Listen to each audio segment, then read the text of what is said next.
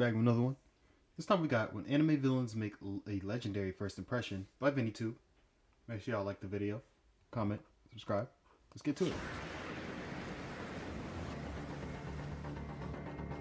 Yeah, Levi.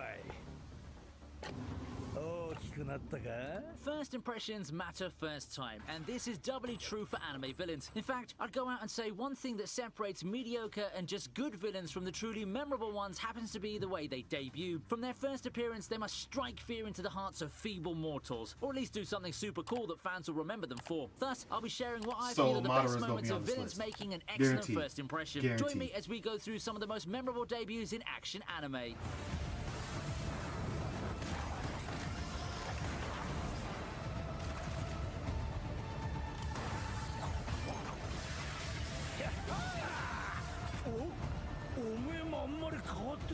After seasons of mostly fighting titans, it's about time for a change of pace. And what we've got is someone who doesn't nearly have as much of an imposing presence as the Shifters, but is just as or even more dangerous in the serial killer Kenny Ackerman. I've covered this moment before as one of my favorites simply because of the scene's masterful use of atmosphere. The whole time, you, the audience, are at the edge of your seats due to the ominous ambiance. The supposed calm does carry an air of impending doom, and Levi's own monologues reflect what a lot of us thought in that moment. Something's wrong, and we know it's coming. It's just that we can't do anything about it. Then it happens. People drop like flies, and Levi's left to confront this new villain with unbridled fury. He may have been an expert in Titan combat, but what if the battle is against one of his own? And someone with far more malicious and murderous intent than the behemoths. It's an amazing way to put a cliffhanger on Attack on Titan Season 3's pilot episode. The magazine's good, but what the anime did made it even more amazing. What I didn't like about that, why did he just all of a sudden show up? Why was he never mentioned? No foreshadowing. I was very disappointed by that looking back at it. But at the time I was like, man, Kenny's dangerous. We're on the topic of a series about people transforming into monstrosities. Remember Goto from Parasite? I don't even think I got this deep into Parasite. Parasite just never clicked with me.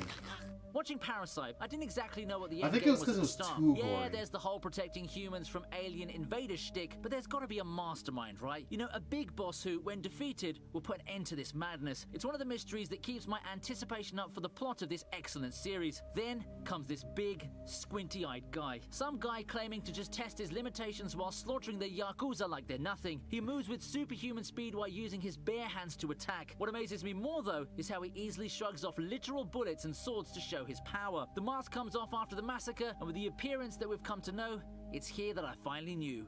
This is the guy. This is the one who's going to have that epic showdown with Shinichi at some point. True final boss material, and let me just say that their eventual confrontation didn't disappoint. It had no shortage of drama and heart-pounding action.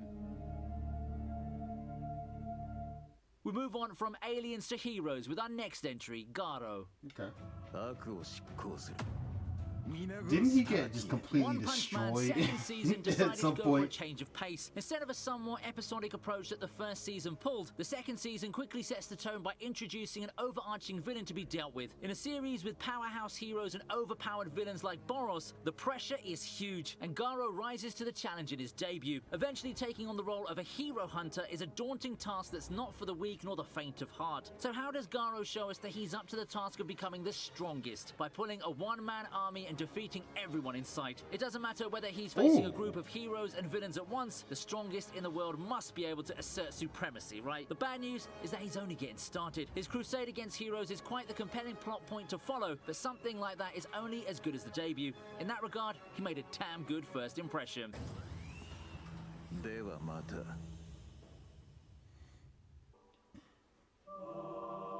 Meruem, okay.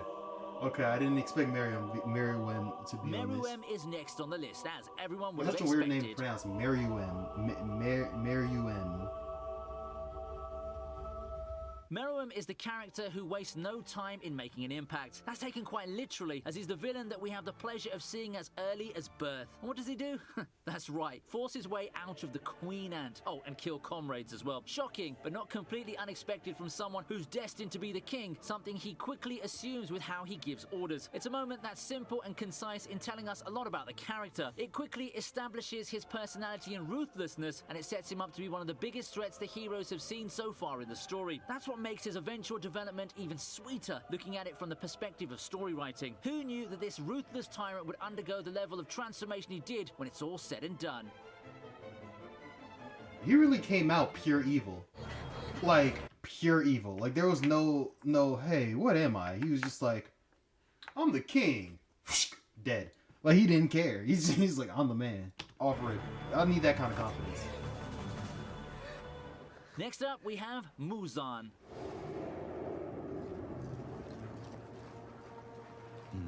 Muzan's debut for me is one of the more unorthodox ones. For one, there's no show of strength in a direct way. There's no big confrontation against Danjiro or someone significant. All we've got is him being outed while perfectly blending in with the crowd. He does make a demon out of a person, a testament to his power and the threat that he brings. There's no big battle like any of the previous entries, and just as suddenly as he appeared, he's gone.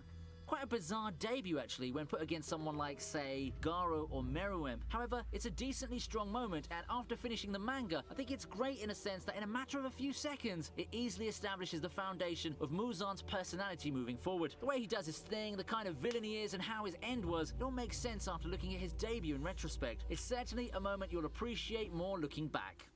This is why I need the next season to hurry. I need this next season to hurry. I'm not trying to wait forever, bro. I'm not trying to wait forever. Even though it's gonna be worth it at the end, but I don't want to wait. I'm impatient with that.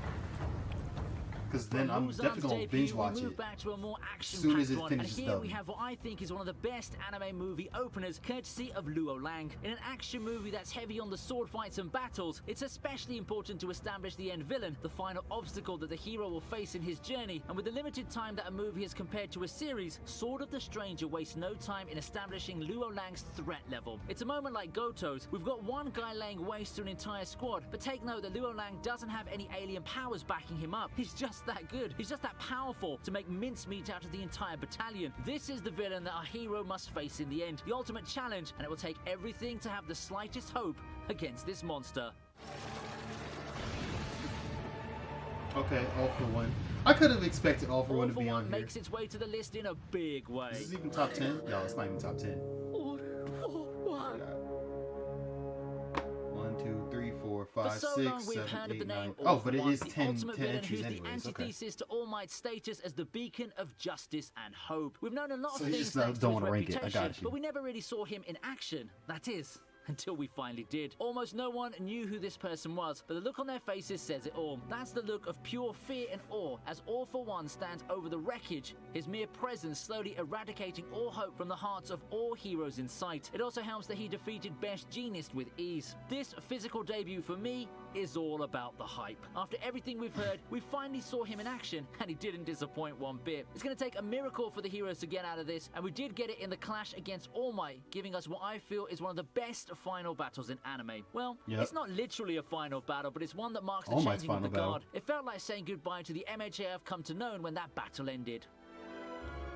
No, bro, that had me goosebumps. Literally, that had me goosebumps. Where he said, United States of Smash, bro, that had me in goosebumps, dog. I was, ooh.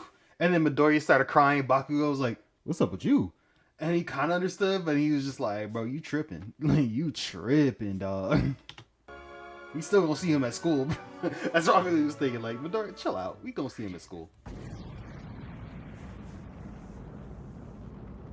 Utsuro is up next.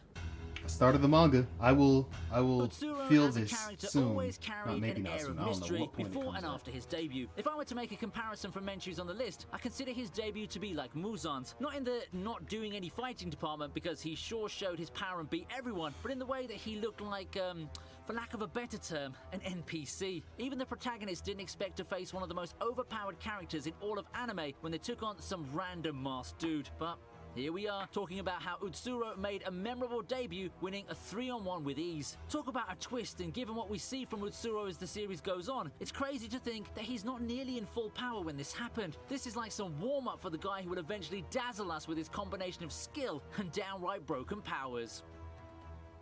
As we start rounding off this list, I must talk about One Piece. Amongst the villains, Kaido is always going to be one of my Kaido favorites, and Madara. and that has to do That's with gotta his be the last debut. two.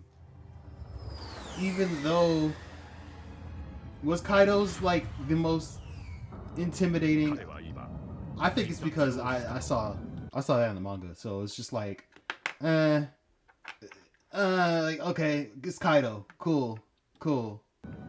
Who among you One Piece fans could ever forget this sky drop that shook the earth? From the vantage point high above the sky, Kaido easily towers over the feeble weaklings as he quickly makes his presence Then again, I felt can't think of in somebody a huge else. way, both So, literally it does make and sense. figuratively. I think that what helped make this moment is the endless stream of hype as he's making that big drop. You get those claims reserved for only the strongest of the strong. A beast so powerful that all that's left was for him to search for a place to die. A character who's been hardened so much by the endless tribulations he had to overcome before.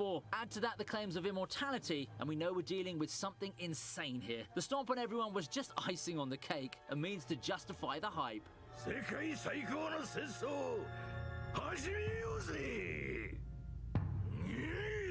For our last top, we have Madara.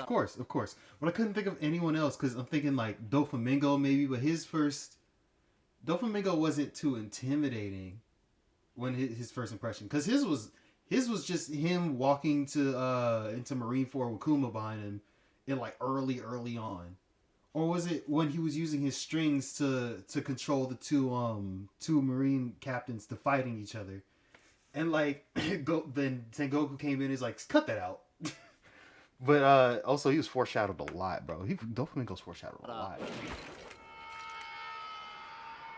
Now if they had a top foreshadowed villains, Doflamingo's in there. Seriously, is there any villain debut in Battle Shonen that Madara's in there too. this? For so long we've heard about the exploits of Madara, how he's a character who left quite the legacy. Someone who's a pillar of history and one of the strongest characters. But to see him revived and in action, and to see him solo desecrate an entire division without even breaking a sweat, this is the perfect endgame boss material for Naruto after all the craziness we've seen through over a decade of the anime. I'd argue that he doesn't need such a strong debut. The hype's already there. It's freaking Madara in the flesh, yet he continues his rampage, justifying the hype and continuing the momentum of his debut. His favourite moment of mine had him flex over the Gages in one haunting movement, and he also gave Guy his defining and most badass moment, so we've got to thank him for that too, right? Garguya shouldn't have come into the picture, honestly, but of course Gishi had to find a way to write him out because he made Madara too powerful. Pretty funny meta commentary when you think about it.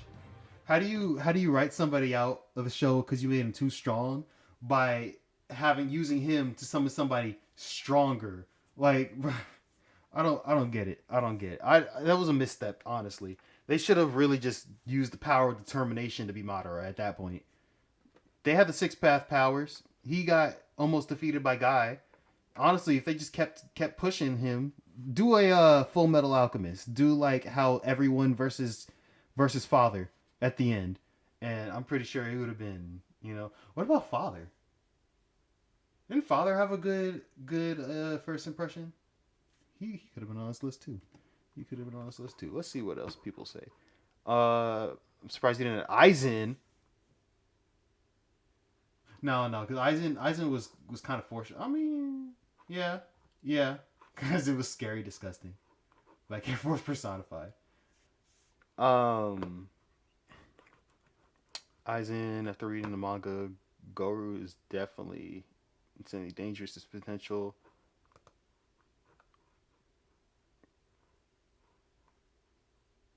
Okay.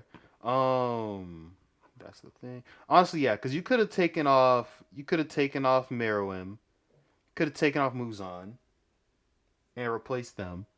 I'm cool with All For One. I'm cool with Utsuro, Kaido. I'm kind of cool with.